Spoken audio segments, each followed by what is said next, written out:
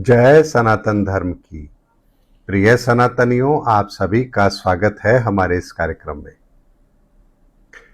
सनातनियों, कुछ लोगों ने मुझे वीडियो भेजा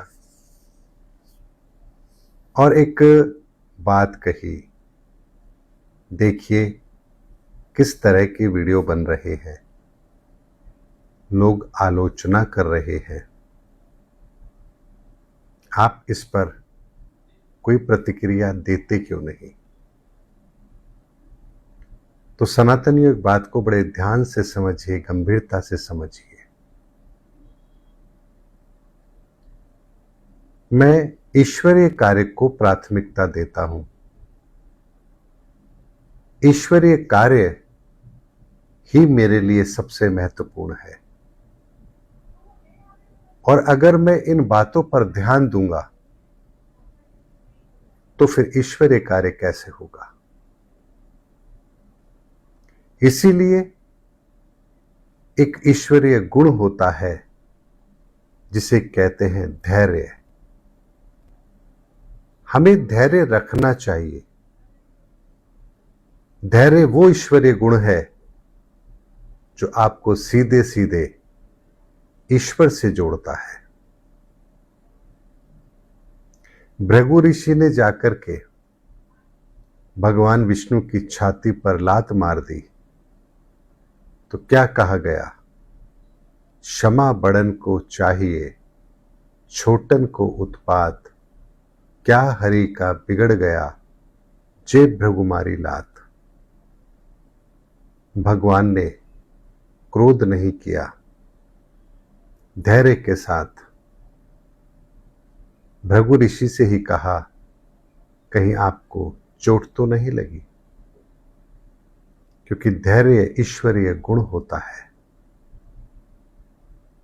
हम ईश्वर को तो मानते हैं लेकिन ईश्वर की बातों को नहीं मानते और जानते इस धरा के लिए धैर्य का गुण भगवान विष्णु के द्वारा ही उत्पन्न किया गया। जब भृगु ऋषि ने भगवान विष्णु की छाती पर लात मारी, महादेव राजा दक्ष के द्वारा बार बार अपमान करने के बाद भी महादेव ने कभी भी धैर्य नहीं छोड़ा। भगवान राम धोबी के कहने पर, रावण के बार बार वनवासी कहने पर, माता के द्वारा वनवास दिए जाने पर भी भगवान ने धैर्य नहीं छोड़ा, विचलित नहीं हुए। भगवान श्री कृष्ण को ग्वाला कहा गया, बंदी बनाने का प्रयास किया गया, लेकिन भगवान श्री कृष्ण ने धैर्य नहीं खोया। इसीलिए हमें ईश्वर के आचरण से शिक्षा लेनी चाहिए। हम विचलित होते हैं, परेशान होते हैं। क्यों होते हैं? क्योंकि हम ईश्वर को तो मानते हैं लेकिन ईश्वर की नहीं मानते। और ईश्वर सदैव धैर्य के गुण को प्राथमिकता देते हैं। इसलिए समय आने पर हर कार्य होता है, समय से पहले कुछ नहीं होता। और इसीलिए कबीरदास जी ने तो कहा है, धीरे धीरे रे मणा धीरे सब कुछ होए, माली सींचे 100 घड़ा ऋतु आए फल होए। तो अब तो समय बहुत नजदीक है, अब तो वर्षों का भी इंतजार नहीं है, अब तो महीनों का भी इंतजार नहीं है। समय बहुत कम बचा है और ईश्वर को अपना कार्य इस धरा पर करना है। इसलिए जो कार्य ईश्वर हमें देते हैं, हमारी निगाह केवल और केवल उस कार्य को करने पर होनी चाहिए। उस कार्य को करते समय कौन से व्यवधान आते हैं, लोगों की क्या प्रतिक्रिया होती है, लोग क्या कहते हैं इसकी परवाह किए बिना अपने लक्ष्य की ओर बढ़ते रहना, अपने कदमों को धर्म के रास्ते पर दृढ़ता से जमाए रखना, यही तो धर्म के रास्ते पर चलने का एक आसान तरीका है। और यदि हमारे धर्म के रास्ते पर चलते हुए पांव उखड़ने लगे, हम लोगों की प्रतिक्रियाओं को देख करके असहज होने लगे,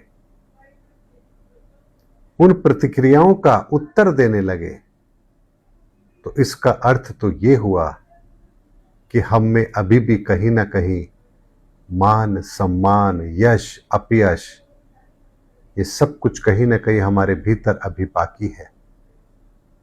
और जानते हैं, धर्म के रास्ते पर चलते समय मान, अपमान, यश, अपयश, ये सब कोई मायने नहीं रखती है। इसीलिए सनातनियों, ईश्वरीय गुणों को अपने भीतर प्रकट करना, ईश्वर के बताए हुए मार्ग पर चलना, दृढ़ता से धर्म के नियमों की पालना करना, यही तो ईश्वर चाहता है कि हम मानवों के अंदर ये गुण विकसित हो। और यही गुण तो इस संसार के अंदर हमारी हर समस्या का समाधान है।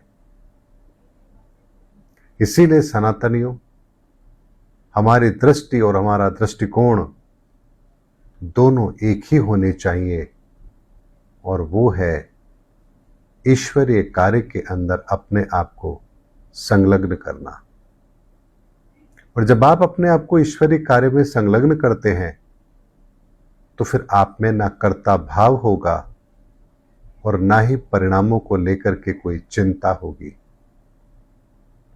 और जब परिणामों को लेकर चिंता नहीं, कर्ता का भाव नहीं, तो फिर मान, अपमान, यश, अपयश, निंदा, ये सब क्या मायने रखती है। इसलिए जिन्हें जो कार्य करना है वो अपना कार्य करें, और हमें जो ईश्वर ने कार्य दिया है हमें वो कार्य करना है। इसीलिए लोग लाख प्रयास करेंगे कि मैं प्रतिक्रिया दूं, लेकिन मेरा काम प्रतिक्रिया देना नहीं है। मेरा कार्य आप लोगों को वो धर्म का रास्ता दिखाना है जिस धर्म के रास्ते पर चलकर हमें अपनी मंजिल को प्राप्त करना है। और इसीलिए दृढ़ता के साथ इस धर्म के रास्ते पर चलते रहिए। इतना मैं आपको जरूर कह सकता हूं कि आप सही रास्ते पर हैं, मंजिल के बहुत करीब हैं, और जहां सत्य आपके साथ है तो फिर आपको किसी और बात की कोई चिंता करनी भी नहीं है। इसीलिए सनातनियों, धैर्य को रखना ये अत्यंत आवश्यक है, और ये भी सनातन का एक गुण है। और जैसे जैसे आपके भीतर सनातन के गुण विकसित हो जाएंगे, आप ईश्वर के और नजदीक होते जाएंगे। इसीलिए अपने लक्ष्य पर ध्यान केंद्रित कीजिए। ईश्वर के कार्य आरंभ हो चुके हैं, हमें ईश्वर से मिलना भी है, उनके कार्य में अपने आप को सम्मिलित भी करना है, मुक्ति का मार्ग भी मिलना है, सब कुछ होना है। तो फिर आप बताइए, इतने बड़े कार्य को छोड़कर अगर हम इधर उधर की बातों पर ध्यान देंगे तो फिर नुकसान किसका होगा? हमारा ही होगा।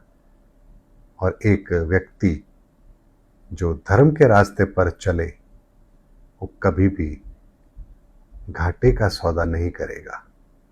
इसीलिए सनातनियों, हम धर्म के रास्ते पर हैं इस बात की गवाही ईश्वर दे चुके हैं। इसीलिए अपने कदमों को मजबूती के साथ धर्म के रास्ते पर रखते चलिए।